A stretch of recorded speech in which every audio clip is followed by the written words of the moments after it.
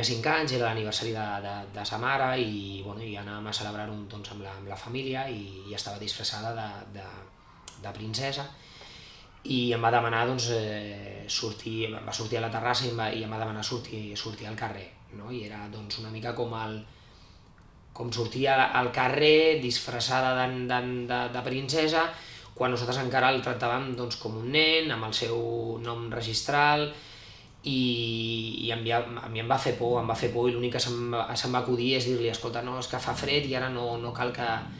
ara no baixis al carrer que fa molt de fred i tal, no? I en aquell moment es va quedar una mica... es va quedar callada, a punt de plorar, no?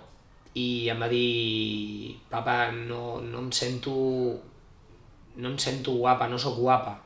No recordo, realment no recordo si em va dir guapo o guapa, que recordo que em va dir guapa, i llavors la vaig agafar, la vaig abraçar i li vaig dir, escolta, tu ets guapíssima, carinyo, ets guapíssima i no has de pensar que ets lletja ni que ets res, no? I a partir d'allà per mi va ser un punt d'inflexió de dir, escolta, jo no la vull tornar, o sigui, no la vull veure patir més perquè jo no estic acceptant la seva realitat, la seva identitat, no estic acceptant com m'està dient i m'està enviant missatges un rere l'altre.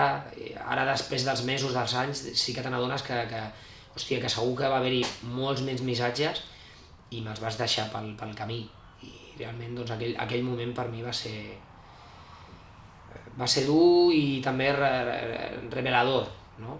Revelador de dir, escolta, l'estàs cagant, o sigui, espavila, o sigui, no deixis que passi més temps i busca una solució, busca una sortida, fes alguna cosa, perquè fins ara era mirar cap a una altra banda o no mirar, no? Dir, no, són coses de nens, no són coses de nens.